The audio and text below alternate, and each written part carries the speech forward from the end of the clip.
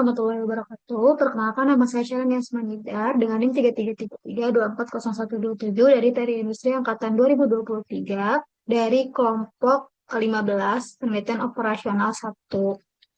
Sini saya akan menyelesaikan suatu permasalahan dari modul 3 dan 4. Modul 3 yaitu perencanaan dan pengendalian kerja dan modul 4 itu ada program dinamis.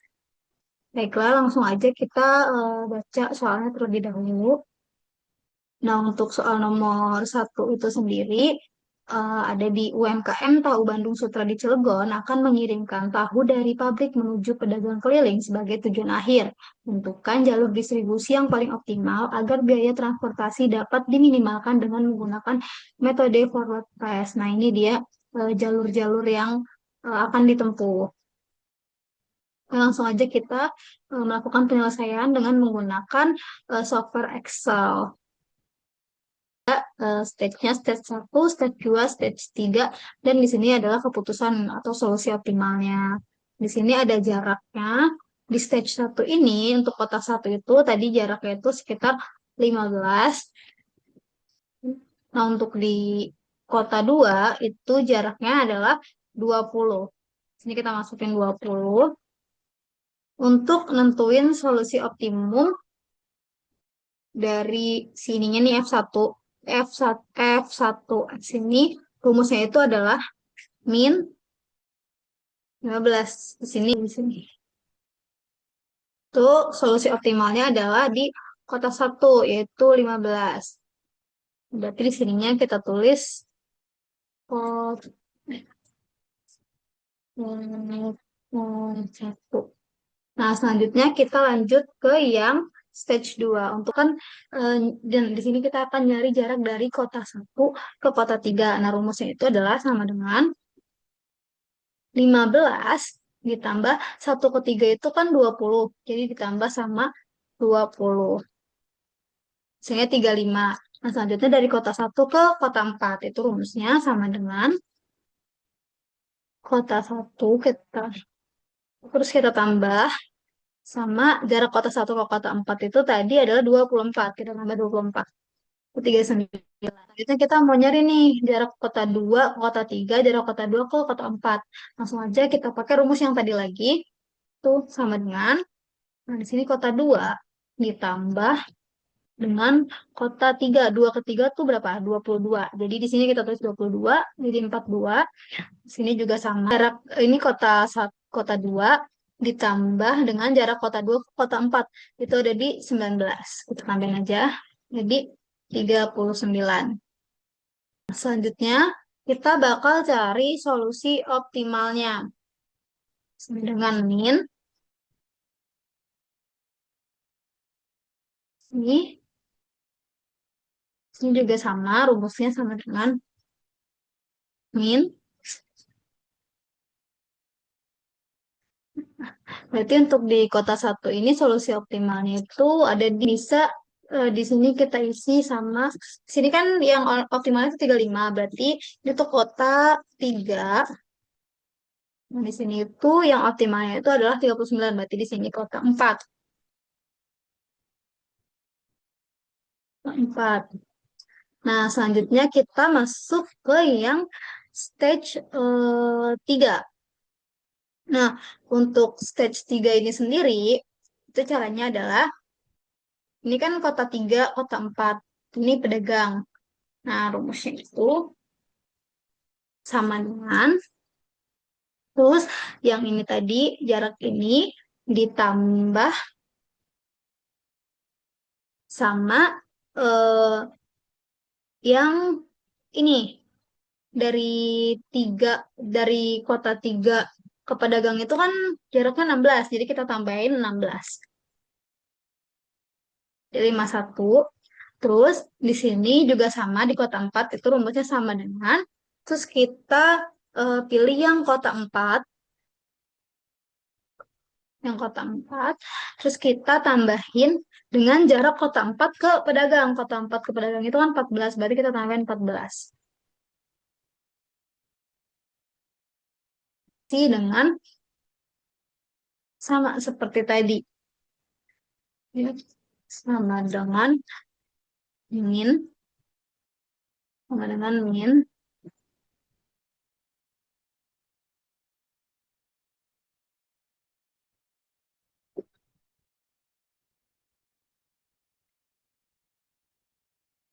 juga sama dengan min.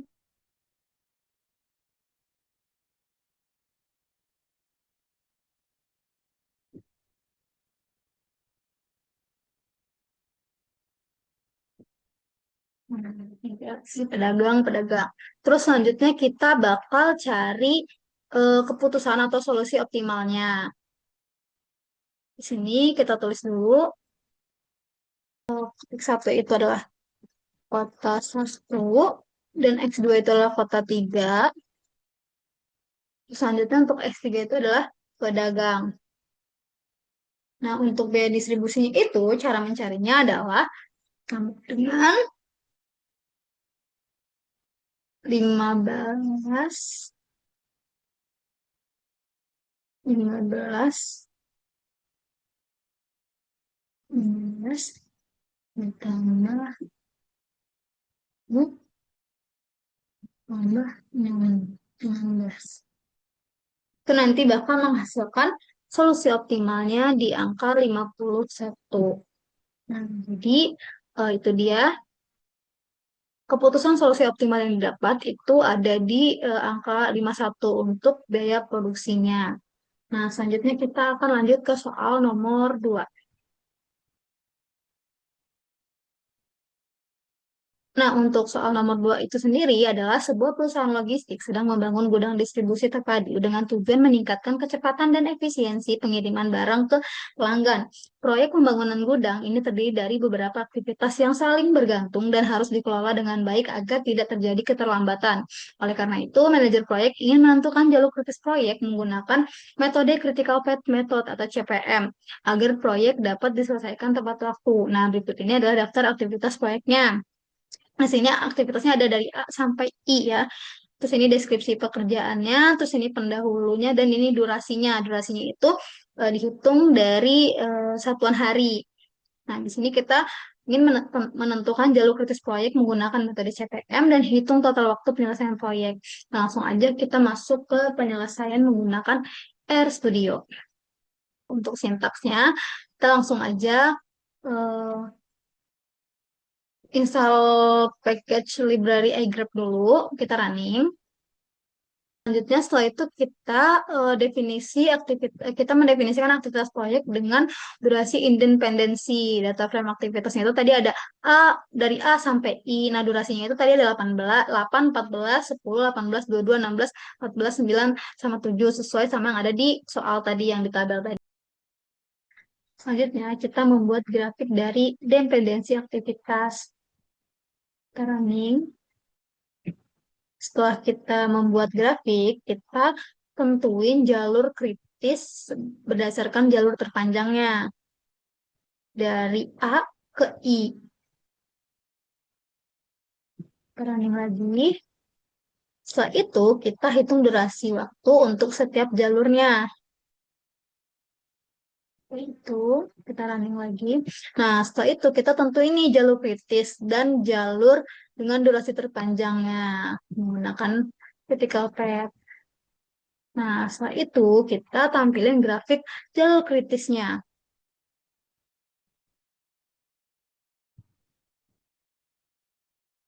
Ini, wah, kita running. Nah, di sini itu langsung ada grafik jalur kritisnya. Nih. Selanjutnya kita tampilin hasil. Untuk total waktu penyelesaian proyek itu ada di angka 94 hari. Jadi kita untuk menyelesaikan satu proyek ini kita butuh waktu 90 hari. Cukup, selanjutnya kita selesaikan dengan menggunakan software Formkit. Pilih Project Management Project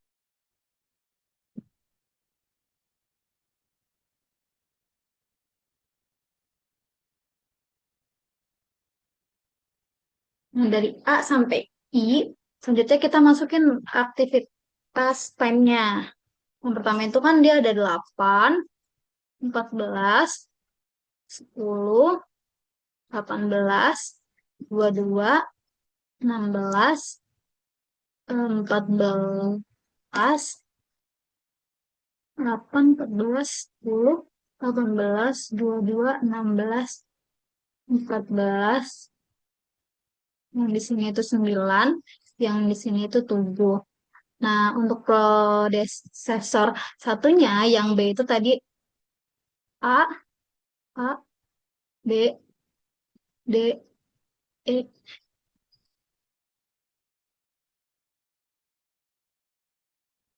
E, F, H. Nah, untuk predesesor duanya itu tadi yang ini, dia kan di D itu ada B sama C. Terus yang di H itu ada F sama G. Nah, setelah udah kayak gini, kita bisa langsung running aja nih untuk nentuin hasilnya. Nah, ini untuk ini untuk hasilnya. Terus selanjutnya kita lihat chartnya. Di jalurnya dari A, B, D, E, F, terus ke H, terus sampai D ke I. Terus selanjutnya kita lanjut ke soal nomor 3. Soal nomor 3 itu sendiri adalah sebuah perusahaan startup sedang mengembangkan aplikasi e-commerce baru untuk memperluas jangkauan pasar dan meningkatkan layanan kepada pelanggan. Proyek ini memiliki tingkat ketidakpastian waktu yang cukup tinggi karena melibatkan pengembangan teknologi dan kebutuhan pengguna yang dinamis. Oleh sebab itu, manajer proyek menggunakan metode program evaluation and review teknik atau PERT untuk memperkirakan waktu penyelesaian proyek. Nah, di sini ada tabel aktivitas, deskripsi pekerjaannya, pendahulunya, optimisnya, paling mungkin, dan pesimisnya. Ini udah ada angka-angkanya. Terus kita tentukan jalur prioritas proyek menggunakan metode PERT dan hitung perkiraan waktu penyelesaian proyeknya. Nah, sama seperti tadi kita selesaikan terlebih dahulu dengan menggunakan software RStudio. Nah, untuk soal nomor 2 ini, kita langsung aja running yang data aktivitas proyek dengan estimasi waktu per. Nah, data-data ini itu didapat dari soal tadi yang optimis, itu ada di angka ini, paling mungkin nilainya segini, dan pesimis itu nilainya segini. Kita running, terus selanjutnya kita hitung nih waktu ekspektasi menggunakan rumus PERT dengan cara aktivitas optimis ditambah 4 dikali aktivitas paling mungkin, terus ditambah aktivitas pesimisnya dibagi 6. Terus kita running. Selanjutnya kita mendefinisikan hubungan antar aktivitas. Kita running. Selanjutnya kita membuat grafik proyek. Kita running. Terus kita menentukan semua jalur dari awal ke akhir. Kita running. Selanjutnya kita hitung durasi untuk setiap jalur. Nah, kita running juga. Habis itu kita menentukan jalur kritis dengan durasi terpanjang. Running. Lalu kita menampilkan grafik jalur kritis.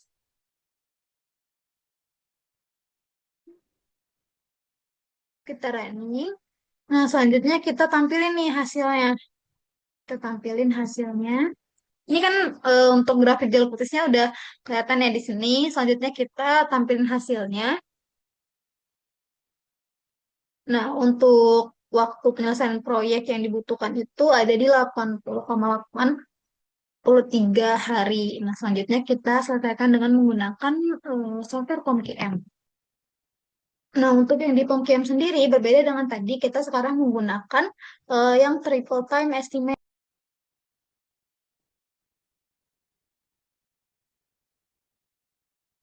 Aktivitasnya itu dari A ke H. A ke H itu berarti 8 ya. 8. Terus Y. Selanjutnya untuk optimis time-nya itu kita isi. Di sini ada angka 6, 6,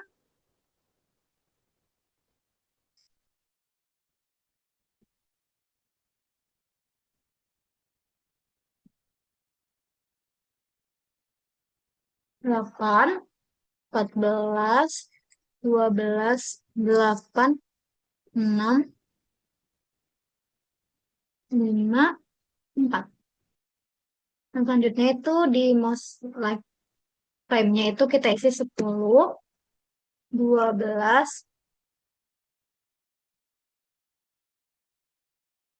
20, 18, 12, 10, 8, 6. Untuk pesimis time-nya itu, waktu pesimisnya itu 16, 18, 2, 28, 26, 20, 16, 14, 10. Untuk presedesornya itu di sini dari A, B, B, terus ada C, E, F, G. Nah, selanjutnya untuk presedesor 2-nya itu cuman ada di yang ini. Sini kita tulis D. Kita running. Nah, di sini kita udah nemu nih hasilnya. Untuk activity time-nya segini 80,83. Terus ini variansnya, selangnya, let's finish-nya, let's start-nya. Selanjutnya kita lihat chart-nya. Nah, ini ada presidency grade-nya. Dari A ke B, ke C, ke E, terus ke F, G, H.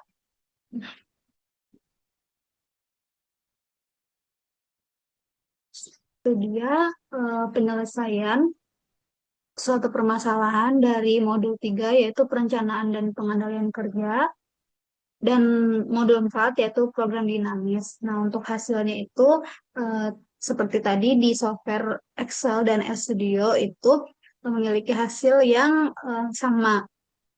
Nah, baiklah, cukup sekian dari saya. Kurang lebihnya mohon maaf. Wassalamualaikum warahmatullahi wabarakatuh.